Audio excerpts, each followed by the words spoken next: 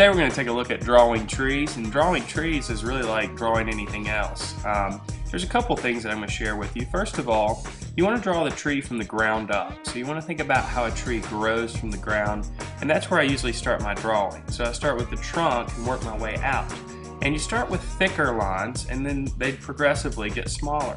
A common mistake I see people make when they're drawing trees is they make the branches not very organic. And what I mean by that is they don't let the lines kind of free flow out like a tree grows. So be free with your branches when you draw them. Let the branches just expand out and slowly get smaller, and let your line kind of wiggle around. I guess is the best way to say that. Another thing that's important is that you really need to think about the light side and the dark side of the tree. So you need to think about your light source. One side of the tree is going to need to clearly be highlighted, and the other side of the tree is going to be clearly shadowed. That'll help your tree look like it's three-dimensional. So basically, the way I like to draw trees is I'll draw the structure of the tree first. So I'll basically draw the tree the way it would look in the winter time, and then slowly add the leaves. Now, a lot of people also try to add each individual leaf and draw the shape, the outline for the leaf, and then maybe color it in. I'm a little bit looser than that. I just kind of draw a bunch of little texture-y lines, and they will translate as leaves, because leaves are really just texture on the tree. And the same thing's true with the leaves. You need to have a dark side and a light side.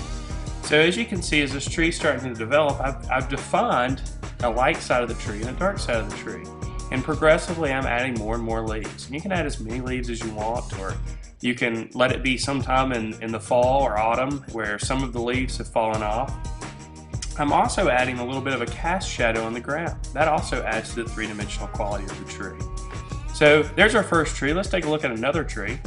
And in this case, I'm going backwards. I'm drawing the shape of the tree and then defining the trunk. So you kind of have to look at the shape of the tree and decide which way to approach it. Again, with this tree, I'm going to define the dark side and the light side of the tree, and I'm just going to create that shadow in that form by adding the value.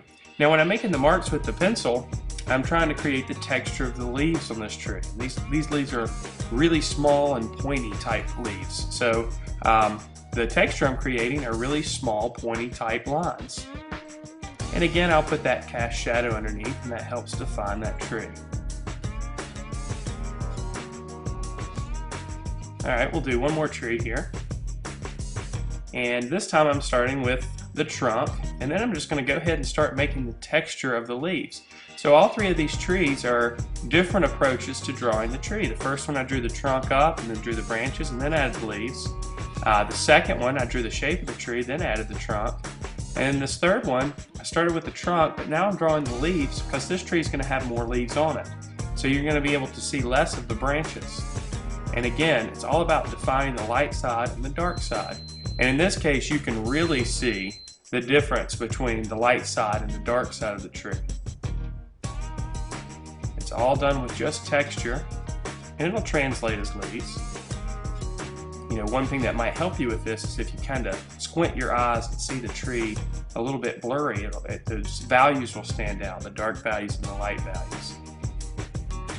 So drawing trees doesn't have to be hard. You just draw what you see, be loose, define the texture, and define the light source.